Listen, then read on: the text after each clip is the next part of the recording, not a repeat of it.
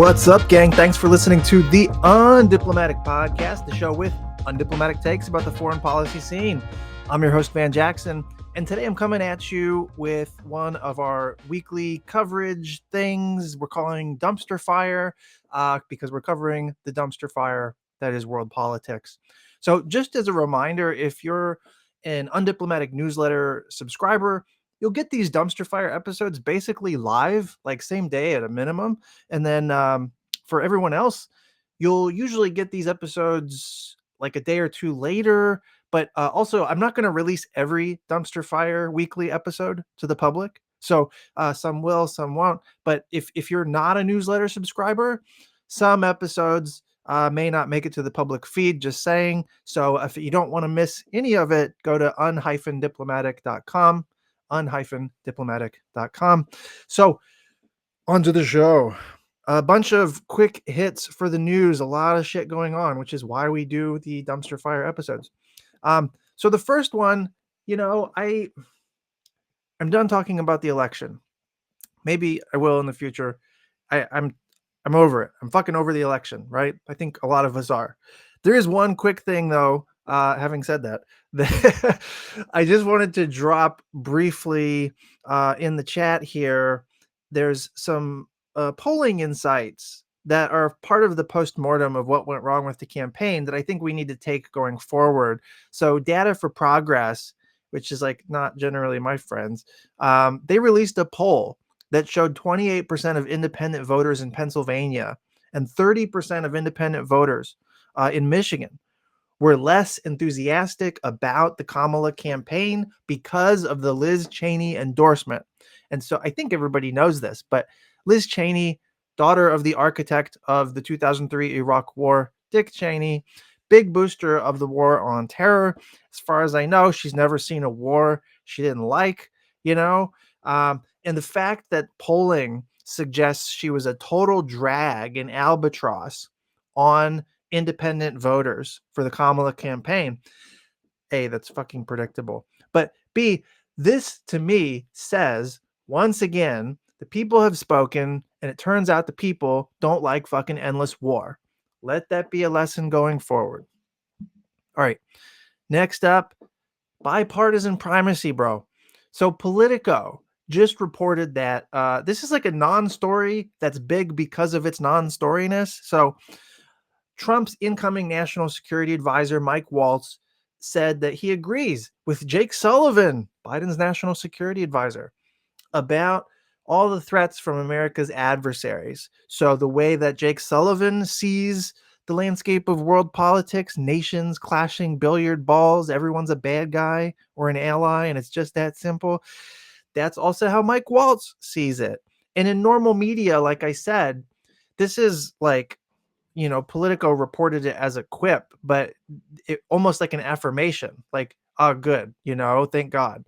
And that's what's so fucking scandalous about it. Like, I'm telling you right now, and you heard it here first, probably 95% of the national security wonks in DC are going to become collaborators with whatever the Trump administration does, unless it's something that's an off-ramp from war. So if Trump's promoting peace, they're going to shit all over it. If Trump's pulling troops out somewhere, they're going to shit all over it. But honestly, in Waltz's comment about sort of like bipartisanship here, this is a sign, right? Trump's foreign policy is going to look a lot like every other president, but maybe with some less idealistic rhetoric, right? It's still going to be primacy. It's still going to be selling arms to dictators. It's still going to be tariffs and hunting terrorists, right? Primacy is still a bipartisan affair, and that's why the national security wonks are going to end up strategy washing Trump's militarism and cheering Trump on every time he drops a bomb or makes a threat. Just watch. Just fucking watch. Okay. Next story. All right. We're making progress here. Plundering Ukraine. This is sad, frankly. So I've got a clip for you. Let me see if I can actually bring it up here. Ukraine is still standing. This war is about money. People don't talk much about it. But you know the richest country in all of Europe for rare earth minerals is Ukraine? $2 to $7 trillion worth of minerals that are rare earth minerals, very relevant to the 21st century. Ukraine's ready to do a deal with us, not the Russians. So it's in our interest to make sure that Russia doesn't take over the place. It's the breadbasket of really the developing world. 50% of all the food going to Africa comes out of Ukraine. We can make money and have an economic relationship with Ukraine that'd be very beneficial to us with peace. So Donald Trump's going to do a deal to get our money back, to enrich ourselves with rare earth minerals, a good deal for Ukraine and us. And he's going to bring peace. And Biden's been a disaster when it comes to containing bad guys. What a piece of fucking shit. Sorry, I digress. So, where do we start here? Okay, Senator Lindsey Graham, again, one of these guys who's never seen a war he doesn't like, genuine war lover. But in this instance, he says, quote, "This war's about money. The richest country in all of Europe for rare earth minerals is Ukraine. So Trump's going to do a deal to get our money back to enrich ourselves with Ukraine's rare earth minerals." You just heard him say it, okay? So, two thoughts about this. One, Ukraine as a country is so fucked. And if that's not obvious, I don't know what to tell you, Like, they're going to get absolutely plundered. And it's going to be a mix of American resource extraction and Russian territorial concession to Russia, right? It was always obvious, at least to me, like Ukraine war strategy had a political shot clock. This shit had to get resolved during Biden's time in office. NATO fucking blew it by pretending we could just do this shit forever. The chicken hawks blew it by pretending we could just do this shit forever. The other thought here, though, is that what Senator Lindsey Graham is saying is a great example of something we've always known, or at least some of us have always known, which is that Ukraine was never about Ukraine for most people in Washington. It was always about vindicating American primacy. It was always about validating our moral innocence. It was always about draining Russia as much as possible as the as the enemy. Even when the US was making good decisions on Ukraine, because Biden has made some good decisions on Ukraine, there's only ever been a handful of people who saw Ukraine as more than a pawn or an instrument. And so if I'm Taiwan or a US ally, that should freak me the fuck out. You see this shit Lindsey Graham is saying, you got seek life elsewhere, bro. Like, this is no good. So this is what we're in for. It just is what it is. Next item.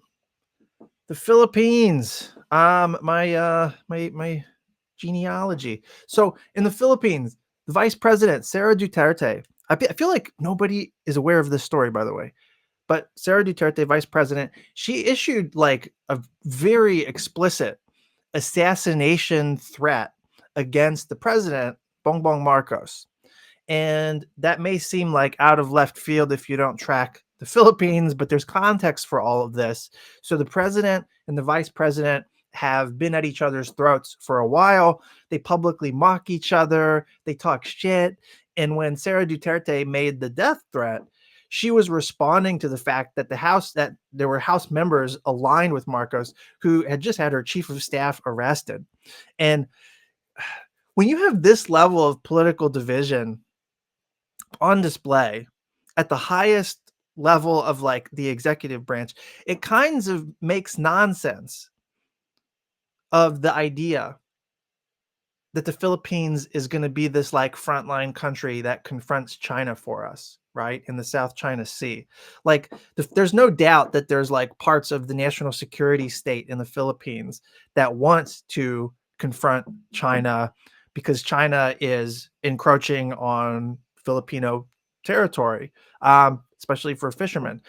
But the effectiveness of that confrontation, the ability to do it, like the realism the balance of power in context here, it's just kind of absurd to think about. I'll probably say more of that about that on another day. But I just wanted to mention the story, A, because nobody, like literally nobody in the West is talking about this, but B, there ain't no good guys here. Like, you shouldn't be rooting for anyone in this saga.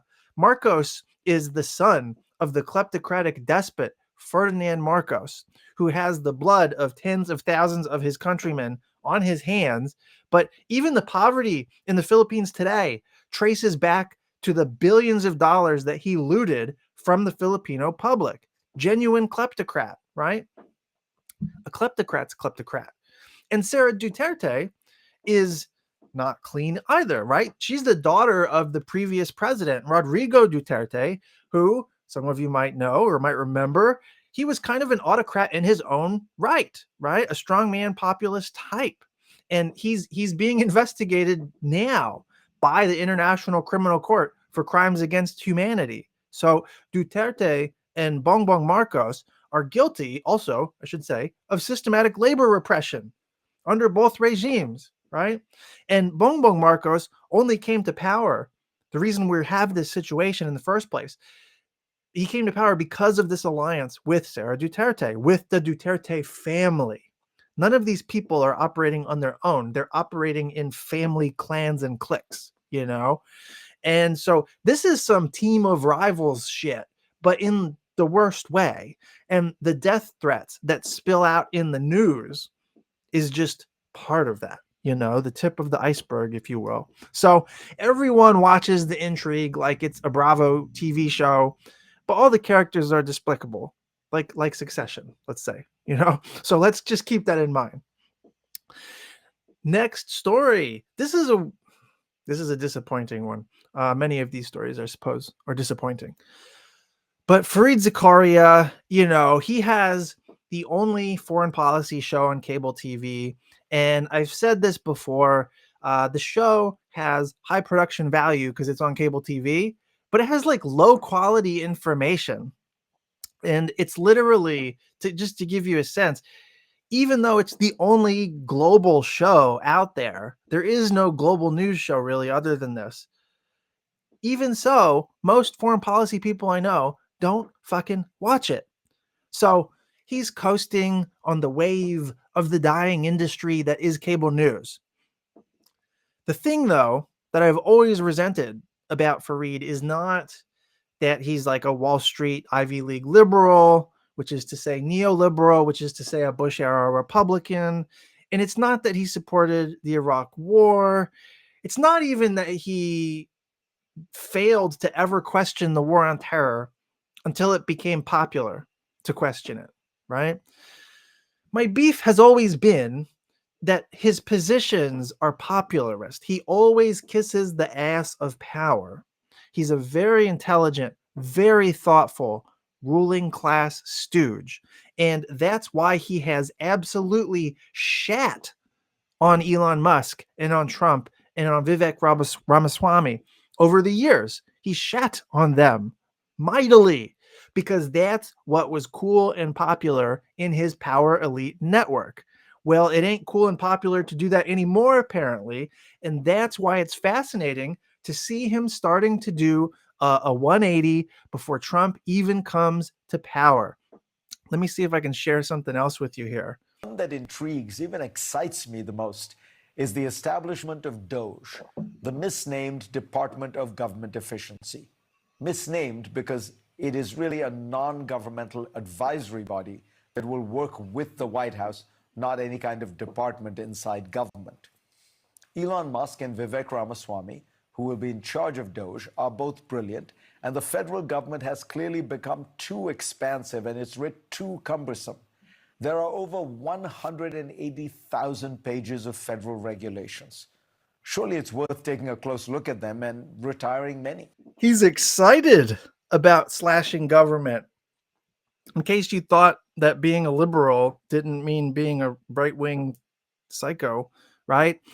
He's praising Musk and Ramaswamy as being brilliant.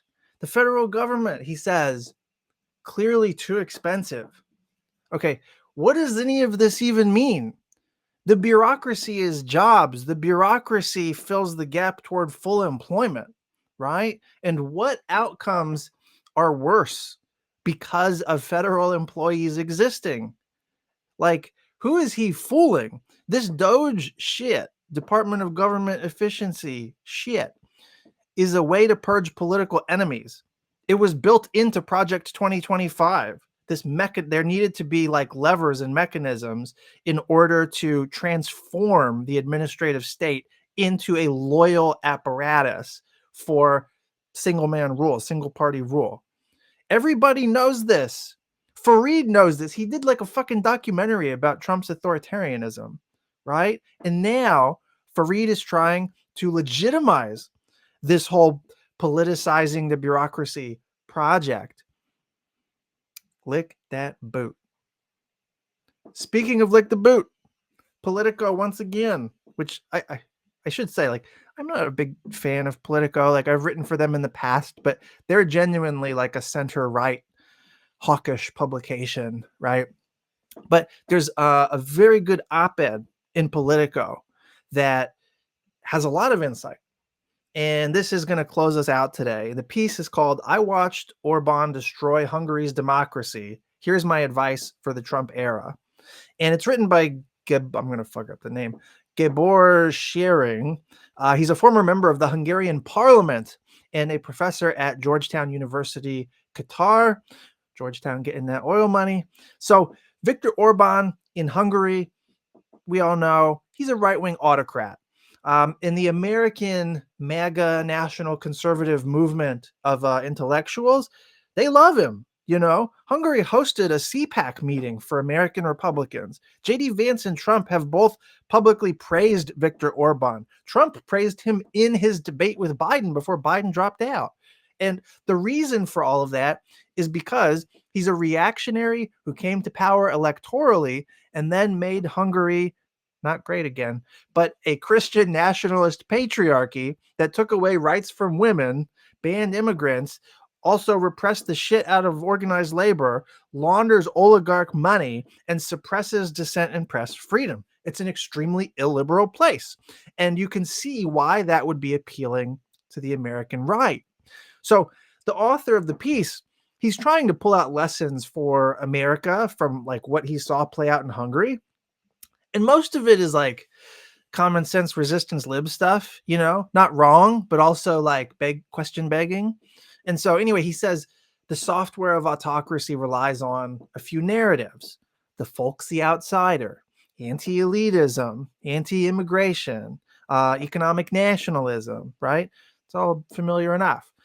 The hardware of autocracy involves a bunch of familiar steps that correspond with these narratives, right? Controlling the media, changing election rules, taking over the judiciary, asserting full control over a political party. And that stuff is all kind of true, but vague, you know?